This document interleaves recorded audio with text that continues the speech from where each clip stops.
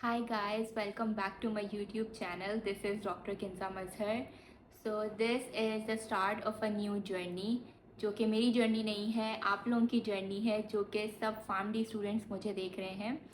So in this journey मैं एक series start करने वाली हूँ जिसमें मैं सब्जेक्ट वाइज आपको गाइड करूँगी कि कौन से सब्जेक्ट में कैसे पढ़ना होता है, because this is something a lot of students struggle in their pharmacy school, जो कि मैंने भी स्ट्रगल किया है। और मेरी हमेशा से ये कोशिश रही है कि जो मुझे आता है, जितना मुझे पता है, वो नॉलेज मैं बाकियों को भी दूँ, क्योंकि नॉलेज बांटने से बढ़ती है। सो आज हम जिस सब्जेक्ट से स्टार्ट लेने वाले हैं, दिस इज़ अ सब्जेक्ट जो कि शुरू में ही हमें बहुत मुश्किल लगता है।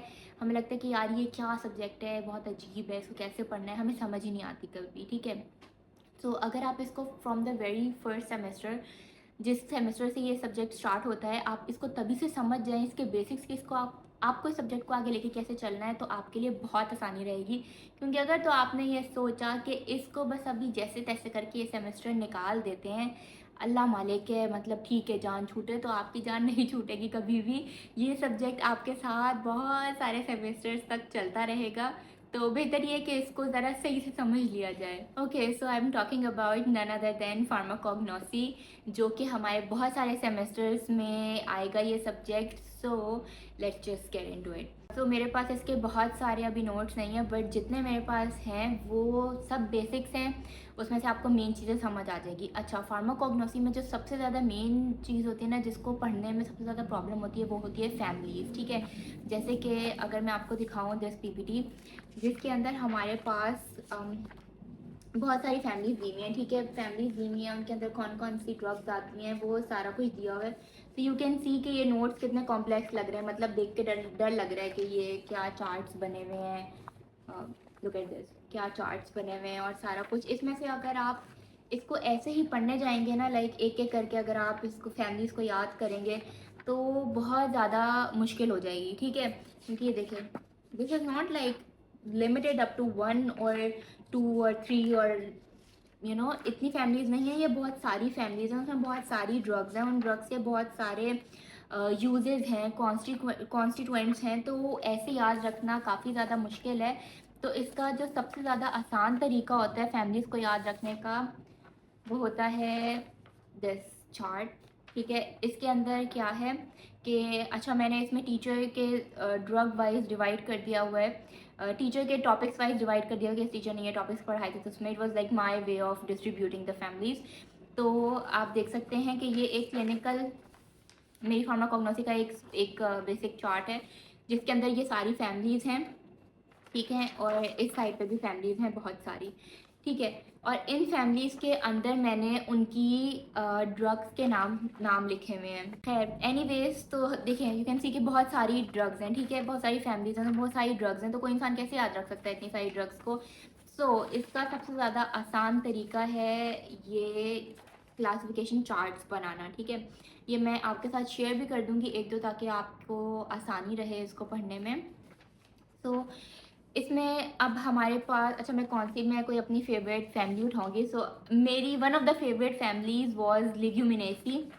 और लिग्यूमिनेसी में आप देख सकते हैं कि कितनी सारी ड्रग्स आती हैं, ठीक है। But still was my favourite family, क्योंकि मुझे इसको याद रखने में आसानी होती थी कि लिग्यूमिनेसी से लिग्यूम मीन्स पीज और बीन्स जितनी भी आती हैं, तो वो सब इस फैमिली में आती हैं। तो इसकी सारी ड्रग्स ऐसी सी हैं, जैसे इसमें ये अकेशिया है, ठीक है। बहुत सारी हैं, जिस acacia was one of my favourite.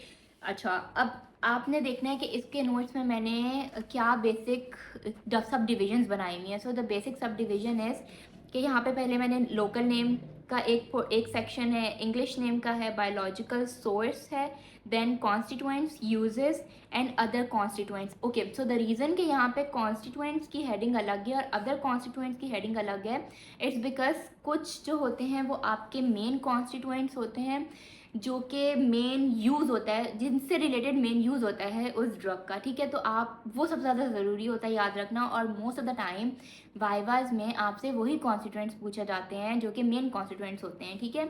इसलिए बहुत ज़रूरी है कि आपको मेन आपने अलग से लिखने हैं और अदर कॉन्स्टिट्यूएंट्स आपने अलग से लिखने हैं, ठीक है। अब जैसे मैंने अकेशिया का यहाँ पे लिखा हुआ है, इसका लोकल नेम लिखा हुआ है, फिर इंग्लिश नेम लिखा हुआ है, वैसे ही इसके कॉन्स्टिट्यूएंट्स लिखे हुए हैं, देन मैंने इसके यूजेस लिखे हुए हैं। तो अगर आप यूजेस को देखें तो यूजेस मैंने लिखे हुए हैं 5, ठीक है। 5 is like the ideal number of uses you should know about a drug, but still उससे उससे ज़्यादा जितना ज़्यादा उतना कम, ठीक है, उतना अच्छी बात है। बट 5 इज़ लेके 5 तो पता होने चाहिए आपको। और अगर वर्स्ट सिनेरियो में लेके आपको 5 नहीं याद हो सकते तो आप 3 इज़ लाइक 3 तो पता होने चाहिए कम से कम आपको, ठीक है।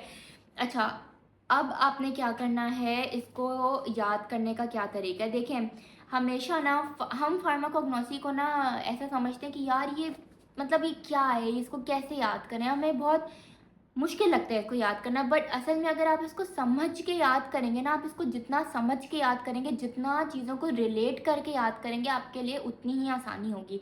अब आपने रिलेट कैसे करना है, मैं आपको एक एग्जांपल देती हूँ।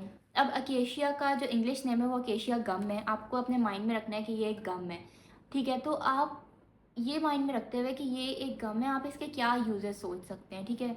कुछ यूजेस जो होंगे ना वो हमारे नेचुरली माइंड में आते हैं, जिसमें से एक बहुत ईजी यूज़ जो है वो होगा कि its use as a binding agent in lozenges, ठीक है। क्योंकि ये थोड़ी सी सोच के लगता है ना कि यार ये मीठी होगी, ठीक है। तो ये बाइंडिंग एजेंट, और ये क्योंकि गम है तो ये बाइंडिंग एजेंट के तौर पे यूज़ होगी, और ये लोजेंजेस में यूज़ हो सकती है। सिमिलरली ये पेस्टल्स में भी यूज़ हो सकती है, और कंप्रेस टैबलेट्स बनाने में भी यूज़ होगी क्योंकि ये गम है एक, ठीक है।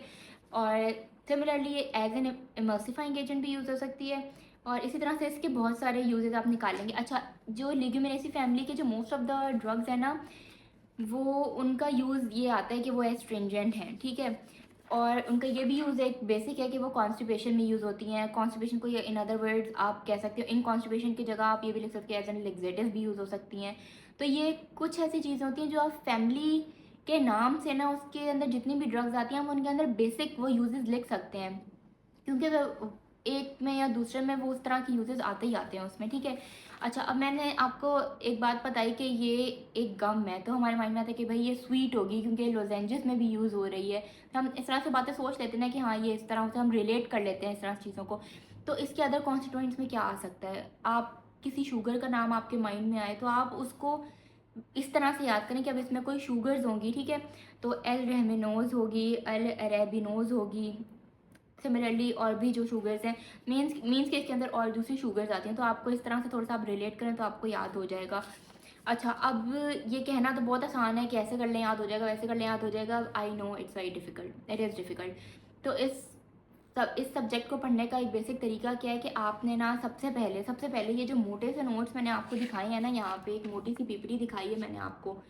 इस मोटी सी पीपीटी को आपने छोटा सा बना लेना है इस तरह से नोट्स बना के, ये देखें, ठीक है। ये मैंने हर फैमिली के बनाए हुए हैं notes. This is umbelliferae, this is zingiberaceae family. Similarly I have labiatae family, ठीक है। ये इसकी सारी ड्रग्स आ गई हैं। अच्छा, अब कभी कभी क्या होता है नोट्स बनाते बनाते इसमें भी बंदा बहुत ज़्यादा थक जाता है। अगर आप मेरी इंस्टाग्राम फीड को स्क्रॉल डाउन करें तो वहाँ पे एक मेरी रील है जिसमें मैं सूर्य अद्दुहा पर सुन रही हूँ, और उसको सुनते हुए मैं नोट्स बना रही हूँ। तो उसमें मैं इसी सब्जेक्ट के नोट्स बना रही थी, फार्माकोग्नोसी का, आई थिंक यही वाले नोट्स बना रही थी मैं। तो ये एक मैं आपको टिप दूंगी कि आप इस तरह कुरान सुनते हुए आपका माइंड काफ़ी काम हो जाता है। अब उसको सुनते हुए अपने ये पीपीटी पकड़ें और इसमें से इस तरह से नोट्स बनाएं। मैंने आपको बेसिक गाइडलाइंस बता दी हैं कि आपने किस तरीके से बनाने हैं, ठीक है। अच्छा, कभी कभी क्या होता है आप बहुत थक जाते हो ना नोट्स बनाते बनाते कि यार क्या लिख जाए। तो मैं ना कभी कभी बहुत थक जाती थी ना, तो मैं अपने उस पीपीटी के प्रिंट में से ना ऐसे थोड़ा सा पन्ना काट के ना यहाँ चिपका देती कि मैं यहाँ से पढ़ लूँगी, ठीक है। क्योंकि मैं बहुत थक गई हूँ भाई, मैं नहीं अब इसके यूजेस लिख रही, मैं बस यहाँ से पढ़ लूँगी जब मुझे पढ़ने होंगे। और मैं इतना रिग्रेट करती थी इस चीज़ को, क्योंकि यू कैन सी कि मैंने ये जो इतना चिपकाया हुआ है इसमें मैंने एक को टिक मार किया हुआ है। एंड जो होता है ना, एंड ये होता है कि यार कोई एक ही यूज़ याद रह जाए, बाकी मैं सोच लूँगी पेपर में लिखते वक्त, मैं सोच के लिख लूँगी, बस मुझे एक याद आ जाए। क्योंकि जैसे मैंने आपको बताया कि अकेशिया का आपको अगर याद रहे कि वो वो लेग्जेटिव्स में लेग्जेटिव में एज अ लेग्जेटिव काम करता है, या वो लोजेंजेस बनाने में यूज़ होता है, तो आपको समझ आ जाएगा ना कि अच्छा इसके इस तरह का यूज़ है। फिर आप उसके दूसरा यूज़ बना सकते हैं अपने से भी, अपनी अक्ल समझ को सामने रखते हुए, ऐसे अपने हवाओं में नहीं, अकल को सामने रखते हुए यूज़ आपको समझ आ जाता है कि और क्या हो सकता है। ठीक है, तो ये तो एक बेसिक फैमिलीज़ की गाइड हो गई। उसके अलावा लेट सी के और क्या क्या है इन दिस सब्जेक्ट फार्माकोग्नोसी, जो कि पता करना ज़रूरी है। ओके, सो अब हम एक डिफरेंट टॉपिक के बारे में बात करेंगे in the same subject pharmacognosy. So there is this topic called biologics. ठीक है, अब ये मुझे ना बहुत अजीब सा टॉपिक लगता था, क्योंकि इसमें ना सारी वैक्सीन्स आ जाती थी, तो मुझे गुस्सा आता था कि यार क्या है, अब फार्माकोग्नोसी में भी बंदा वैक्सीन्स पढ़े। क्योंकि मुझे माइक्रो में भी हमने वैक्सीन्स पढ़ी थी, फिर हम सेम वैक्सीन फार्माकोलॉजी में भी पढ़ेंगे। तो मैं कहने का मतलब ये है कि अगर आप, मैं बार बार एक बात बोलूँगी, अगर आप किसी एक सब्जेक्ट से, किसी एक टॉपिक से भागेंगे ना इनफॉर्मली कि यार ये बस इससे जान छुड़वा लें, आपकी जान नहीं छूटेगी। आप एक सेमेस्टर में जान छुड़वाएंगे, वो अगले सेमेस्टर में आएगा वो टॉपिक उस सब्जेक्ट में, आप उस सब्जेक्ट को करके उससे जान छुड़वाएंगे, वो अगले सेमेस्टर में एक किसी दूसरे सब्जेक्ट में वही टॉपिक आएगा एक डिफरेंट एंगल से। तो आप किसी भी चीज़ से जान नहीं छुड़वा सकते अपनी, मैं ये बता दूँ। तो कहने का मतलब ये है कि हर चीज़ को पढ़ना है, ढंग से बैठ के पढ़ना है, कभी भी किसी चीज़ से जान नहीं छुड़वानी अपनी। ठीक है, so there this topic called biologics. तो इसके अंदर से अब इसमें हमारे पास वैक्सीन्स वगैरह मोस्टली दी हुई हैं। ठीक है, तब इसके अंदर से किस तरह के सवालात आ सकते हैं, हम थोड़े सवालात की भी बातें कर लें। इसमें से एक बहुत बेसिक सवाल आ सकता है कि भाई व्हाट इज़ बायोलॉजिक्स, बायोलॉजिक्स होता क्या है। तो आपको अपने माइंड में आपने कैसे पढ़ना है कि आपको पता होना चाहिए। मैं बार बार कहूँगी कि 4 लफ्ज़ में आपको एक आंसर पता होना चाहिए। एक चीज़ के, एक टॉपिक के बारे में आपको 4 लफ्ज़ तो बोलने आने चाहिए ना कि ये होता है। ठीक है, आपको इतना पता होना चाहिए अपने दिमाग में। आप समझ के जब याद करेंगे ना, आप तभी पेपर में लिख सकते हैं। वरना इतनी सारी पीपीटी मैंने फार्माकोग्नोसी से क्यों स्टार्ट किया है, because this is one of the subjects जिसकी पीपीटीज इतनी होती हैं, इतने टॉपिक्स होते हैं, इतना कुछ होता है इसमें कि आप एंड तक बहुत ज़्यादा घबरा जाते हैं। और इस घबराहट से रिलेटेड मैं इस वीडियो के एंड में अपनी एक पर्सनल स्टोरी भी शेयर करूँगी, बिकॉज आई बिलीव कि ये मेरा चैनल है, it needs my personal touch. और इस पूरी वीडियो में मेरा बहुत पर्सनल टच है, but still this is the bonus of my personal life. I don't share my personal life experiences a lot, but मैं अब हर वीडियो के एंड में एक उस सब्जेक्ट से रिलेटेड एक पर्सनल स्टोरी भी शेयर करूँगी, जो कि मोस्टली ट्रोमेटिक स्टोरी होगी। ठीक है, so you guys better be excited about that story as well. अच्छा खैर, अब इसके अंदर से जैसे मैंने यहाँ पे लिखा हुआ है कि इसमें से क्वेश्चन आ सकता है कि what is antigen and define it's properties. ठीक है, इस तरह के सवाल आ सकते हैं। अच्छा, जब कभी कभी पता है क्या होता है, कभी कभी हम ना रट्टों में इतना खो जाते हैं कि हम बहुत बेसिक चीज़ों को इग्नोर कर जाते हैं। For example, I have this schematic representation of immunoglobulin G. ठीक है, अब हो सकता है मैं इसको देखूँ, मैं कहूँ कि अच्छा ठीक है, मतलब एक स्कीमेटिक डायग्राम ही बनी हुई है ना, बस देख लिया, हाँ ठीक है। बट ये पेपर में सवाल भी आ सकता है, एंड आई थिंक ये हमारे पेपर में आया भी था सवाल इस तरह का। तो मैंने इसके ऊपर क्वेश्चन बना के लिखा भी हुआ है कि draw schematic diagram of immunoglobulin. ये मेरी अपनी आदत है कि मैं इस तरह से ना टॉपिक के ऊपर उससे रिलेटेड सवाल बना के भी लिख लेती थी, कि मैं जब उस सवाल को पढूं खुद से और फिर मैं उसका जवाब मेरे सामने लिखा हुआ है, तो वैसे ही उससे रिलेटेड जब पेपर में सवाल आए तो मेरे दिमाग में आए कि अच्छा इस तरह का सवाल मैंने पढ़ा भी है। ठीक है, सो यू कैन रिलेट। तो ये आपके पेपर में भी आ सकती है स्कीमेटिक डायग्राम, तो आपने इस तरह के स्कीमेटिक डायग्राम्स को भी इग्नोर नहीं करना है, कभी भी नहीं करना है। ठीक है, देखिए जैसे यहाँ पे हमारे पास ना वैक्सीन का टॉपिक स्टार्ट हो गया है। तो हमारे सबसे पहली वैक्सीन टाइफॉइड वैक्सीन है। तो टाइफॉइड वैक्सीन में इफ़ यू कैन सी, तो मैंने यहाँ पे ना इसमें अगेन मैंने पॉइंटर्स बनाए हुए हैं कि 1 2 3 एटलीस्ट 3, ये मेरे बेसिक कहते हैं 3 पॉइंट्स याद रह जाए मुझे किसी चीज़ के। तो आपने इसी तरह से एटलीस्ट 3 पॉइंट्स, आपको एक बात एक टॉपिक के इंपॉर्टेंट पता होना चाहिए।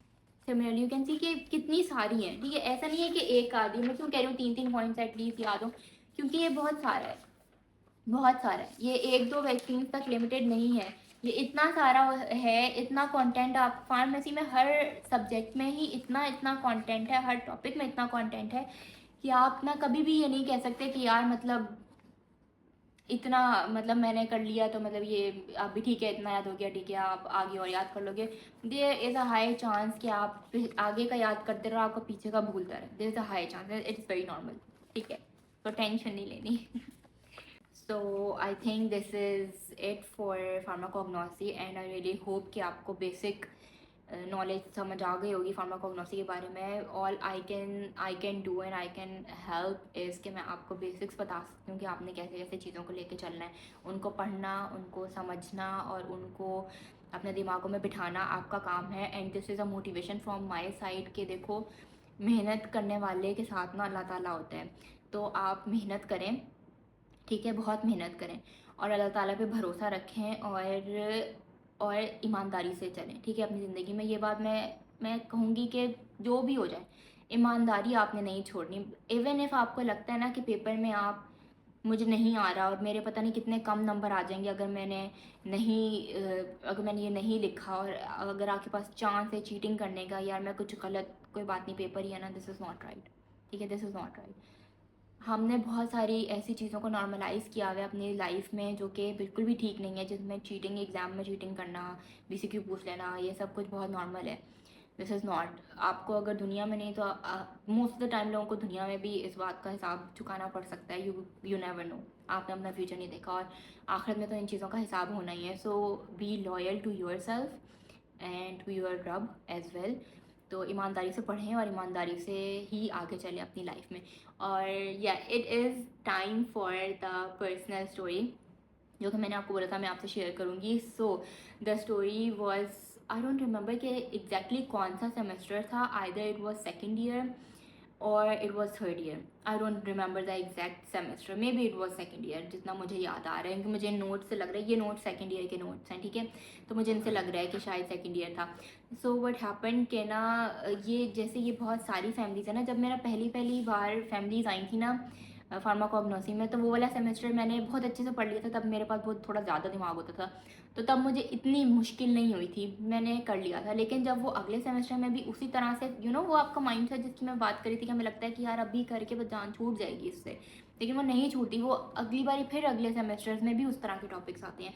तो जब वो अगले सेमेस्टर में वो फैमिलीज आई ना, तो मैंने बहुत पढ़ा था, बहुत अपनी तरफ से मेहनत की थी, बट स्टिल पेपर से पहले ना मैं सब कुछ रिवाइज़ करने की मेरी आदत है, मैं पेपर में घुसने तक ना एग्ज़ाम हॉल में मैं I keep revising the stuff, ठीक है, जो कि बहुत गलत है।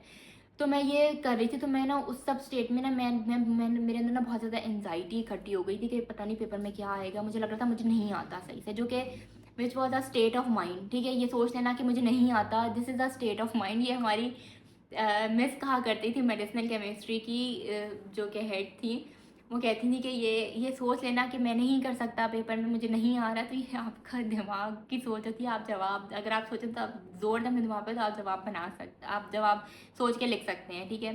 सो मुझे ऐसा लग रहा था कि शायद मुझे नहीं आएगा वाली सोच लेके मैं एग्ज़ाम हॉल में गई और मैं वहाँ बैठी और मैं जो सवाल पेपर पलटूँ, SCQ BCQ तो छोड़ो, वो BCQ की हम बात नहीं करते, BCQ हो जाएंगे, ठीक है, वो अल्लाह अल्लाह वास्ते वो हो जाते हैं।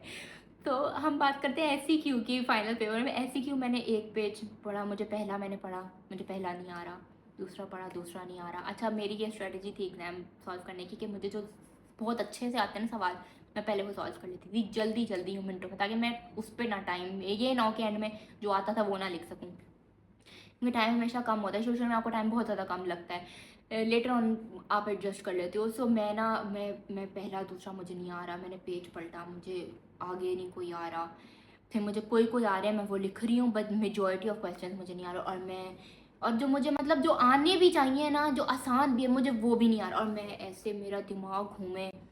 और उस सब में क्या हुआ था, एग्ज़ाम के स्टार्ट में ही मैंने पेपर करना शुरू किया था जब, तो मुझे ना, मैं आगे बैठी हुई थी, तो मुझे इन्विजिलेटर कहते हैं कि आप ना पीछे जाके बैठ जाएं, यहाँ से उठ के, मतलब बस उन्होंने मेरी ना सीटिंग सबकी आगे पीछे करे थे, मुझे पकड़ के ना पीछे बिठा दिया। मैं एग्ज़ाम में कभी पीछे नहीं बैठती, मैं एग्ज़ाम में आगे बैठती हूँ, कि मुझे, और इतना आगे नहीं कि वो इन्विजिलेटर इतनी बातें करते हैं सब खड़े होके, तो वो उसमें मतलब बहुत डिस्टर्ब हो जाते, तो लाइक दूसरी तीसरी चौथी सीट पे बैठती हूँ मैं हमेशा। तो उन्होंने मुझे बहुत एंड में भेज दिया, और लेक्चर हॉल्स होते हैं कि वो वहाँ पे स्टेप्स ऊपर जाते रहते हैं, तो वो काफ़ी हाई हो जाते हैं पीछे तक, तो वो पीछे वाला बहुत ऊंचा था जगह, उन्होंने मुझे बिल्कुल आखिरी डेस्क पे बिठा दिया। और मेरा दिमाग, अब मैं यूं करके देखा, मैंने वो इतनी नीचे, मैं इतनी हाइट पे बैठी हुई थी, मुझे उसको देख के चक्कर है, मेरा दिमाग बिल्कुल बंद। मैं इतना घबरा गई उस एग्ज़ाम में, मुझे लगा पता नहीं मैं क्या करूँ, मुझे कुछ समझ ही ना आए उस पूरे एग्ज़ाम में, ठीक है। तो मैंने समहाउ अपने दिमाग का इस्तेमाल करके कुछ करके मैंने उस पेपर को सॉल्व किया, हर सवाल को। आई थिंक मैंने एक सवाल खाली भी छोड़ दिया था, आखिर वाला आंसर, एक आंसर खाली छोड़ दिया था। मुझे जो मेरी शक्तियाँ थी ना आंसर बनाने की, मेरी वो शक्तियाँ भी ख़त्म हो गई थी उस पॉइंट पे, और मुझे था कि बस अब मेरे पास कुछ नहीं बचा इसके अंदर लिखने को, तो मैं इसको खाली छोड़ रही हूँ। जो कि हमारे सीनियर्स कहते हैं, वो आपने मीम सुना होगा कि सीनियर बोल रहा था कि बस कुछ लिख आना, खाली मत छोड़ के आना, और फिर मैं फेल हो गया क्योंकि मैंने कुछ तो लिख दिया था जो कि गलत होता है। ऐसे नहीं होता कि कुछ भी लिख के आना, बट स्टिल आपको उससे रिलेटेड जितना कुछ आप सोच सकते हैं आपको उतना लिख के आना चाहिए। मैंने वो भी खाली छोड़ दिया। अब इसमें ना उसमें कितना बेसिक सा, मतलब मुझे ये था कि मुझे सवाल पढ़ के ना मुझे समझ ही नहीं आता कि इसका जवाब आना कहाँ से। मैं रिलेट ही नहीं कर पाई थी उसके कि उसका आंसर आना कहाँ से। ये मेरे साथ पहली बार हुआ था फार्मडी के किसी एग्जाम में कि मैं इतना मेरा दिमाग ख़राब हो गया हो पेपर करते हुए। मेरा कभी इस तरह कभी नहीं हुआ था इससे पहले, जो कि मुझे बेसिकली समझ आना चाहिए था कि kinda this is just the start, ये तो अभी तो पार्टी शुरू हुई है, अभी तो तुम्हें पता लगेगा आगे के सेमेस्टर्स में। बट खैर, उसमें एक इतना बेसिक सवाल था, उसमें कोल कैल्सिफेरोल की प्रिपरेशन का कुछ सवाल था कि वो कैसे बनता है कोल कैल्सिफेरोल इन योर बॉडी। तो वही कि वो सनलाइट से ये होता है और फिर वो उस तरह से कोल कैल्सिफेरोल बन जाता है, वो सब था, लिखना था। और मैं उसमें भी मैं इतना कंफ्यूज, और मुझे याद भी नहीं आ रहा था कि मैं क्या, फिर पेपर करने के बाद ना मुझे याद नहीं आ रहा था कि मैं क्या लिखी हूँ। अच्छा, मैं पेपर करके निकली हूँ भाई, मैंने अपनी दोस्तों से पूछा यार तो मैंने यूँ करके बस चुप। तो कहती पेपर कैसा हुआ, मैंने कहा ठीक हुआ बस। कहाँ ठीक हुआ, तो मैंने उनके चेहरे देखे, वो बड़े अच्छे मुस्कुरा के बोल रहे कि हाँ हाँ अच्छा हुआ, आसान ही था, मुश्किल तो था ही नहीं। और मेरा दिमाग घूमे कि यार इनका भी अच्छा हो गया, अब मैं किस मुंह से बोलूँ कि मेरा पेपर अच्छा नहीं हुआ है। तो मुझे इतना बुरा लगा। फिर मैंने ना फिर मैंने बोल दिया कि यार मुझे लग रहा है मेरा पेपर अच्छा नहीं हुआ, मुझे ना समझ नहीं आ रही कि मैं क्या, मुझे समझ नहीं आ रही कि मैं किस सवाल में क्या जवाब लिख के आई हूँ। तो फिर मेरी दोस्तों ने ना डिस्कस करना शुरू किया एक एक करके ना सवाल कि अच्छा तुम मुझे बताओ ये सवाल था, इसमें तुम क्या लिख के आई हो, तो मैं बताऊँ कि मैं ये लिख के आई। तो शी वाज लाइक कि हाँ तुमने ये लिखा है, ये वर्ड ये यूज़ किया। मैंने कहा हाँ ये, कहती है ठीक है फिर तुम्हारा सवाल ठीक है, तुम्हें इसके इतने इतने तक नंबर मिल जाएंगे। फिर हर एक आंसर को करके हमने ऐसे पूरा डिस्कस किया कि ये सवाल था, इसमें तुम क्या लिख के आई हो। तो मैंने बताया यार मैं ये लिख के आई हूँ। मैं फिर उसको हुआ कि हाँ नहीं तुम ये लिख लिया, ठीक है ये इससे तुम्हारा हो जाएगा। इस तरह करते करते हमने ना पूरा वो किया, और एंड तक मतलब मेरी दोस्त ने एक वो कैलकुलेट किया कि तुम्हारे इतने तक नंबर आ जाएंगे, तो तुम इतनी फ़िक्र मत करो। और मुझे लग रहा था कि मैंने फ़ेल हो जाना है, मैं सही बता नहीं, मुझे उसमें यही लगता रहा। उसके बाद जब हम हमारा, अच्छा सबसे बुरा पता है क्या होता था उस टाइम पे, सबसे बुरी चीज़, थियरी के पेपर पहले होते थे, ऑस्पीज बाद में होती थी। सो दैट मीन्स कि आपने थियरी के टाइम तो पढ़ा ही पढ़ा है, आपने पेपर दे दिए, अब आप उस उन्हीं पीपीटीज को वापस से खोलने वाले हो अपनी ऑस्पीज को के लिए पढ़ने के लिए। और तब पढ़ते हुए आपको अपनी सारी गलतियां नज़र आ जाती हैं कि मैंने ये सवाल था, मैंने ये लिखना था, मैंने ये लिख दिया, चलो मेरा काम हो गया।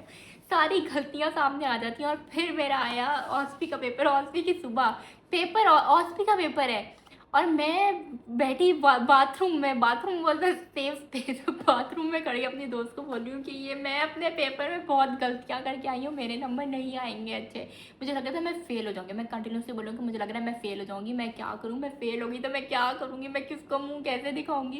मेरी दोस्त मुझे कहे नहीं होगी, तुम नहीं होगी, फेल नहीं होगी, और मुझे स्टिल बहुत डर लग रहा था।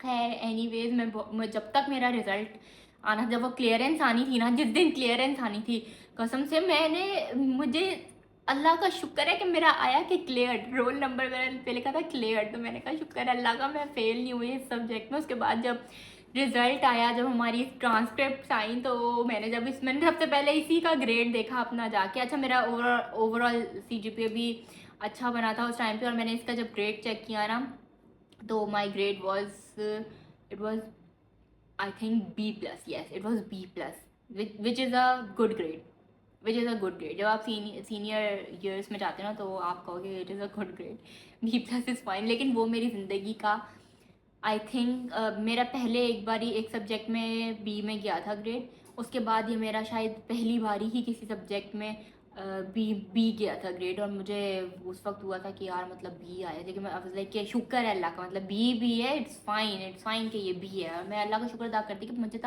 मुझे नहीं पता, मुझे अभी भी नहीं पता कि मेरे कैसे उस पेपर में B प्लस भी आ गया, जो मैं करके आई थी ना पेपर में, मैं जिस दिमाग से करके आई थी, मुझे नहीं पता। और इस तरह होता है, इस तरह हुआ है मेरे साथ। मैंने आप इस कहानी सुनाने से पहले मैंने आपसे क्या बात की है, ऑनेस्टी की। ऑनेस्टी की बात की है ना मैंने, कि कभी आप बुरे हाल में हो, आपको नहीं भी आ रहा, आपने गलत मीन्स की तरफ नहीं जाना। वो बात कहने का मकसद ही ये था कि जो ये मेरी पूरी कहानी है, आप इसको उससे रिलेट करें। मैंने अपनी उस एग्ज़ाम की उस एंशियस सिचुएशन में बैठ के किसी गलत मीन्स की तरफ फोकस नहीं किया कि मैं कहीं और से कुछ कर लूँ। नो, मैंने अपने आप पर ही भरोसा किया, अपने आप को ही, अपने से ही उसका आंसर करने की कोशिश की, अल्लाह ताला से, या अल्लाह मेरा हो जाए, मेरा हो जाए। मैंने सोच सोच के किया और अल्लाह ताला ने, देखो मेरा स्कोर भी इतना अच्छा आ गया, ठीक है, which is a B+, which is a nice score. So ये होता है जब आप, इवन इफ़ कि आपकी चीज़ें बहुत ख़राब चली जाती हैं ना, बहुत चीज़ें बहुत ख़राब हो जाती हैं, लेकिन आप ऑनेस्ट इंसान होते हो, आप अच्छे इंसान होते हो, तो आपके साथ एंड में अच्छा ही होता है। मैं चाहती हूँ कि आप लोग मुझे मोटिवेट करें अब आके कमेंट्स में, ठीक है ना। You guys have to motivate me कि मैं ये वीडियोस बनाऊँ आप लोगों को मोटिवेट करने के लिए, क्योंकि ये this can never be a one way process, this is a cycle, ठीक है। ये चलता ही रहेगा, मैं आपको मोटिवेट करूँगी, आप मुझे मोटिवेट करें, ठीक है। हम सब मिलजुल के इस जर्नी में आगे बढ़ेंगे। आप लोग अपनी फार्मडी की जर्नी में आगे बढ़ेंगे और मैं अपनी ज़िंदगी में आगे बढ़ूँगी। So this is it. Goodbye. Allah Hafiz. Take care and remember me in your prayers. Allah Hafiz.